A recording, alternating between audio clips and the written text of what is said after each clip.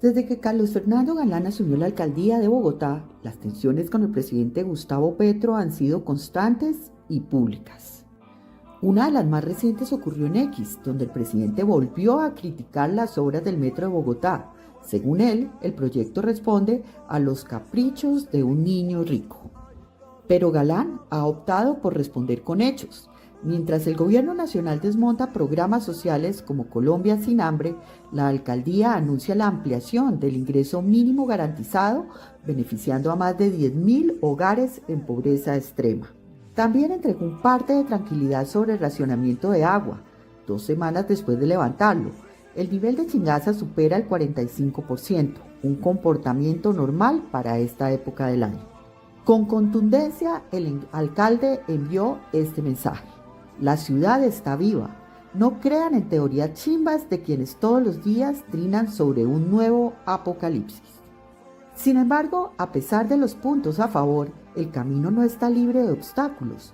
Bogotá enfrenta desafíos urgentes: las basuras, que en temporada de lluvias pueden generar inundaciones; el caos vial, agravado por el desbordamiento de humedales como Torca y Guaymaral, que afectan vías clave como la autopista norte; el desbordamiento del río Tunjuelito, con consecuencias en barrios del sur como Meisen, Tunjuelito, Isla del Sol y Bosa; y la polémica propuesta de extender la rumba hasta las 5 de la mañana, que inquieta a las zonas residenciales. Para afrontarlos, Galán no está solo. Cuenta con un equipo robusto del nuevo liberalismo, 8 concejales y 31 ediles repartidos por toda Bogotá.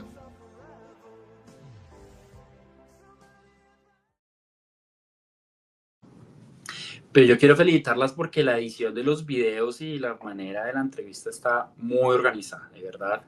Me alegra mucho estar en este espacio tan bien jalado. Muy bien. Ay, muchas gracias, Andrés. Eso que a veces nos juega un poquito, nos patina un poquito ese tema del manejo de las tres cámaras al mismo tiempo. No, pero Pero sí. bueno, este video creo que es el que sigue, o sea, era el que tenía que seguir y era lo que teníamos que conversar. Ya hablamos de Petro y de su discurso ayer, que nos dejó a todos un poco, como dices tú, como lo colocaban en X, los veo asustados, ¿no? Que esa se ha vuelto como la frase que los seguidores de Petro les encanta colocar para asustarnos aún más. Pero de la misma manera hay seriamente la oposición que le está haciendo Petro a la alcaldía de Carlos Fernando es preocupante. Tú como edil yo creo que has estado en la primera línea, en la primera fila de este escenario de discusiones y de polémicas entre el presidente y el alcalde de Bogotá.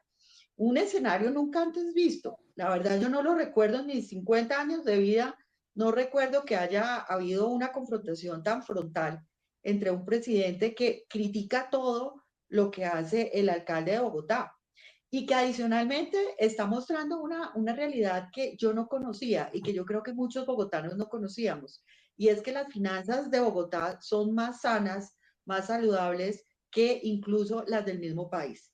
Y entonces vemos como, por ejemplo, Petro no ha podido cumplir con su promesa de campaña de darle subsidios a todas las personas que lo necesitan, mientras que Bogotá sí ha podido incrementar estas ayudas monetarias para los menos favorecidos. Vemos también cómo ese tema de que Bogotá prácticamente se iba a quedar sin agua durante todo el periodo de Carlos Fernando Galán ya fue superado. Vimos también cómo a Carlos Fernando le tocó enfrentar todo el tema de los incendios, apenas llegó a la alcaldía y cómo lo hizo muy de bien, ¿no? Era un liderazgo que generaba confianza. Y básicamente eso es lo que ha marcado la diferencia entre las dos administraciones, creo yo. ¿Tú qué crees, Andrés, al respecto? ¿Cómo ves tú esa relación o esa falta de relación y de comunicación entre la presidencia y la alcaldía? Bueno, lo primero es mencionar que como tú lo dices, el trabajo de ser edil es precisamente estar en la primera línea de las batallas. Yo lo que llevo en política he aprendido que la política tiene dos caras: la política de gestión, la política territorial, la política en cuando uno, digamos, se encuentra con la gente, y la política un poco más del debate, la polémica, la política de los medios. Y en este orden de ideas, yo me he enfocado en estar en la política de la solución, a pesar de que tengo mis opiniones respecto al presidente, como lo hemos venido hablando. En el territorio, a pesar de que todas las personas tienen su ideología también, en el territorio uno de edil, uno no gana votos o uno no gana trascendencia electoral, uno no gana la trascendencia en gestión, si uno pierde todo el tiempo hablando de Gustavo Petro, de la presidencia o de quien sea. Uno tiene que rendir en comunidades es con gestión, con resultados. Y esa es la primera línea en la que nos hemos manejado.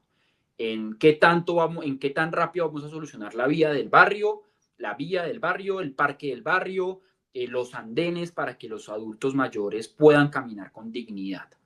Pero también claramente, ya en medio de las redes sociales, en medio del video opinión, en medio de lo que uno ve, por ejemplo, en plataformas como X, pues uno ve una confrontación entre el presidente, entre Carlos Fernando Galán.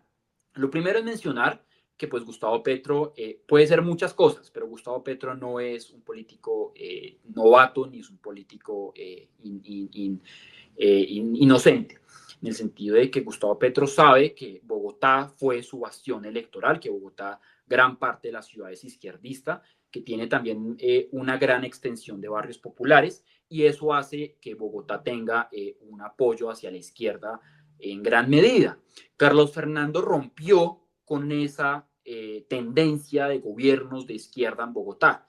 Veníamos desde Samuel el corrupto, Claudia la ansiosa, le diría yo, Gustavo Petro el imprudente, y llegamos a Carlos Fernando, un político mucho más tranquilo, de centro, con otro tipo de apoyos, y rompió esa dicotomía que incluso si nos vamos más atrás también desde Lucho Garzón, pero también Carlos Fernando tuvo la posibilidad de abrir las puertas y de continuar a cuestiones sobre estos gobiernos, por ejemplo, Bogotá sin hambre 2.0 de Lucho Garzón, algunos proyectos de Peñalosa, incluso las manzanas de cuidado de Claudia López. Carlos Fernando ha tenido la posibilidad de entablar acuerdos políticos con incluso sectores que no son afines a los nuestros. Y eso, pues a Gustavo Petro políticamente, pues posiblemente también le pase factura en las elecciones del 2026. Así que, pues todo lo que haga Carlos Fernando, esté bien o esté mal, para Gustavo Petro va a ser lo peor, porque pues Gustavo Petro no puede dejar perder, digamos, a sus adeptos de izquierda en Bogotá. Ahora, también pasa desde el otro lado que a pesar de que Carlos Fernando ganó, Carlos Fernando tuvo un gran apoyo de la derecha bogotana en las elecciones. Y eso es una de las mayores advertencias que yo le he hecho al partido, y es: nosotros no podemos contar hoy en día con la misma votación que tuvimos el año antepasado, disculpen, porque en esa elección tuvimos mucho apoyo de la derecha colombiana, y la derecha colombiana asimismo va a también pasar factura con nuestros desaciertos en la gestión distrital. Ellos también van a tener su candidato presidencial, van a tener sus candidatos a la representación a la Cámara por Bogotá, y hoy en día no veo cercana una alianza entre el Centro Democrático y el Nuevo Liberalismo. Claramente el Centro Democrático tiene sus intereses y ellos van a pasar factura de eso, y es un electorado al que de pronto no podemos atinarle mucho.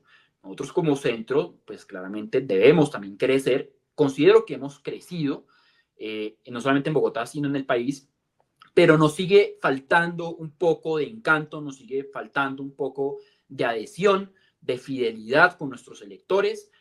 Nosotros no podemos ser un partido de coyunturas, en el sentido de que pasa algo y la gente viene acá y nos vota, pero no sabemos y no tenemos la certeza de que en 3 años o en 2 años sigamos siendo los mismos votos. Tenemos que fortalecer el tema de la fidelidad con nosotros, y sobre todo que las personas, a pesar de que tengan un político referente, como yo lo puedo ser, como lo puede ser un concejal o como lo puede ser incluso nuestro director general, que se vote por las ideas, por una fidelidad y sobre todo por una ilusión de una Colombia renovada.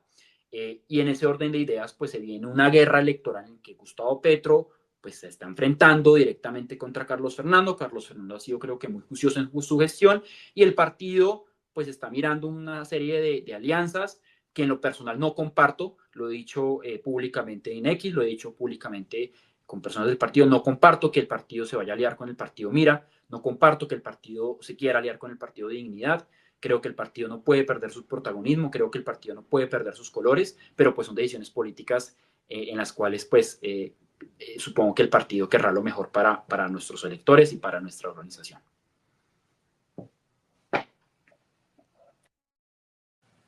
Qué interesante esta conversación. Yo, a ver, como decías tú, Sandra, efectivamente este video era el que seguía.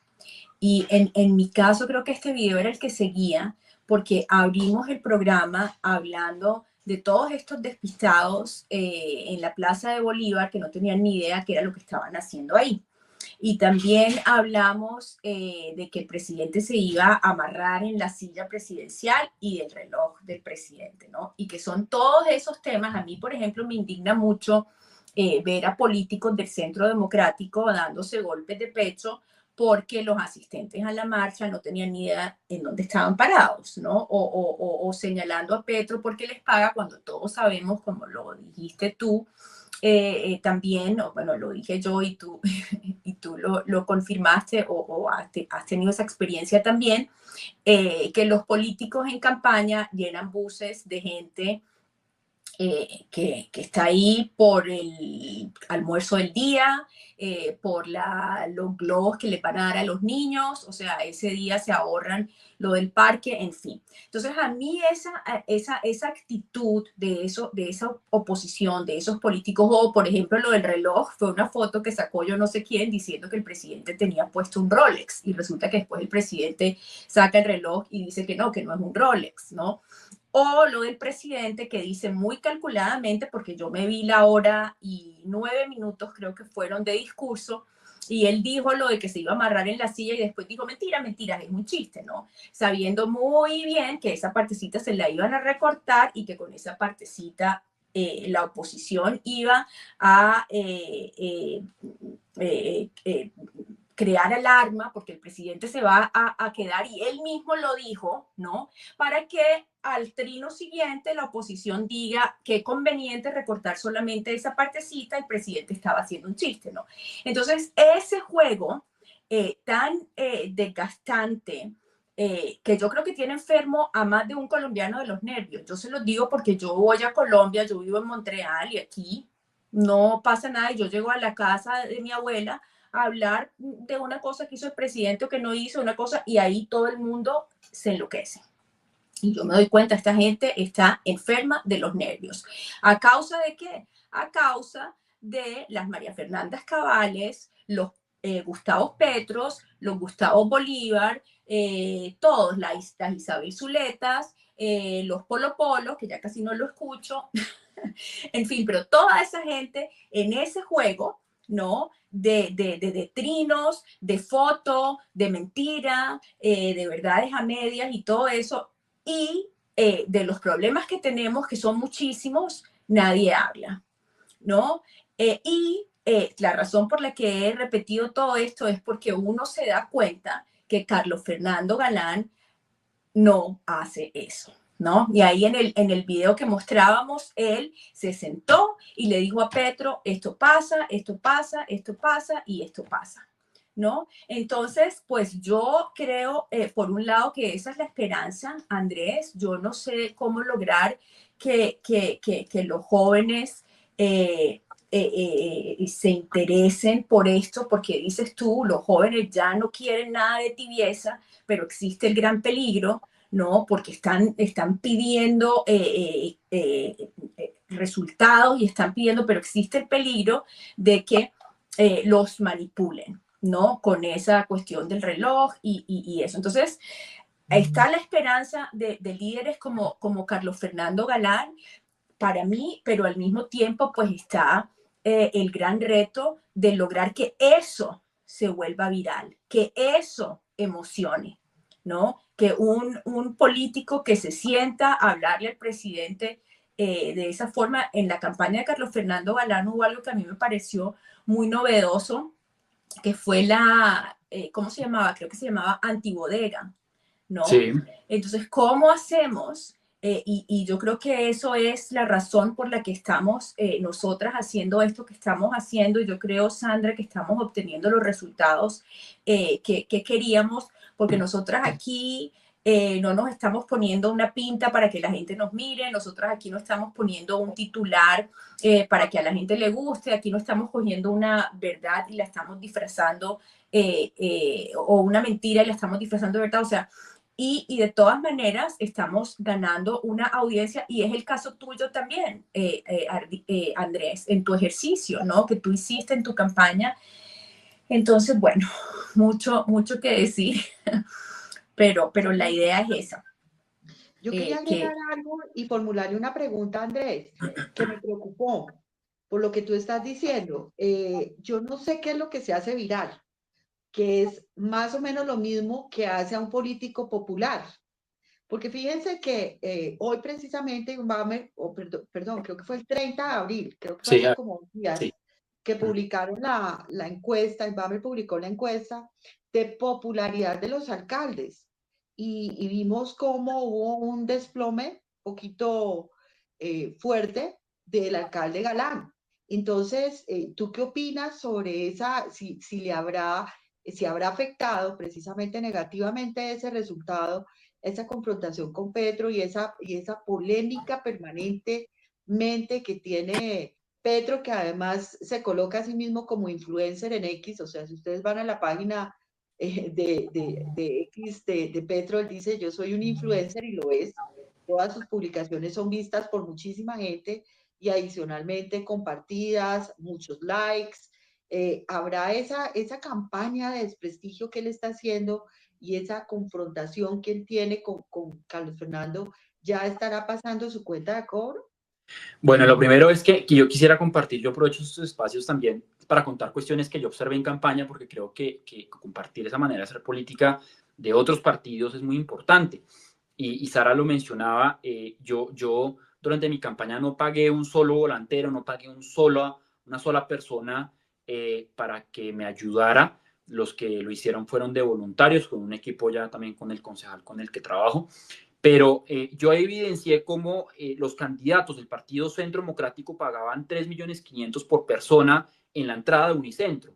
Nosotros en campaña siempre vemos la entrada de Unicentro sobre la 15 llenísima de personas y de adeptos del Centro Democrático, y uno pensaría, bueno, tiene unas filas amplias el partido, y sí, pero los candidatos y algunos equipos políticos pagan por persona para que se volantee todo el día, toda una jornada, y pues eso también pone una desventaja en la capacidad política que puede participar un partido o no puede participar un partido.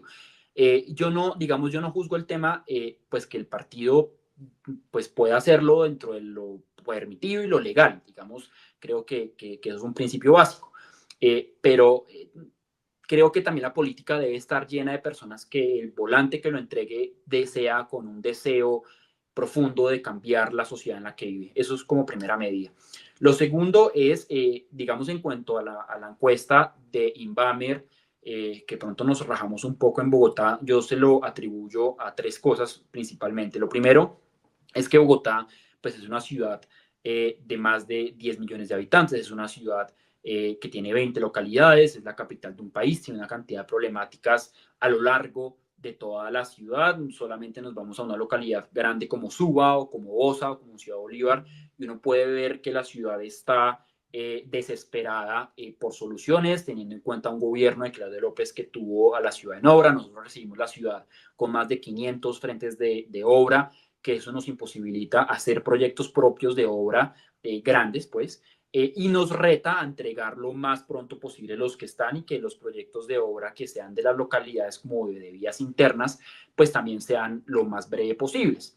Eso en medio de una opinión generalizada de que pues, Bogotá es una ciudad caótica en tráfico, en seguridad, y esa manera de ser de nuestra ciudad gigante, pues atribuye a que la gente, como lo mencionaba, reclame soluciones rápidas, oportunas.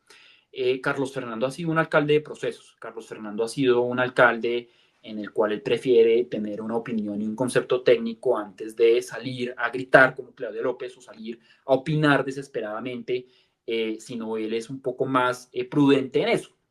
Eso de pronto ya al extremo puede pasar una cuenta de cobro. Entonces, El primer factor es la ciudad es muy gigante, la ciudad tiene una cantidad de problemáticas en cada localidad y Carlos Fernández de procesos. Lo segundo es el tema generalizado de 3 temas específicos de la ciudad internos, el tema de la movilidad, como lo mencionaba, el tema de la seguridad y el tema del agua.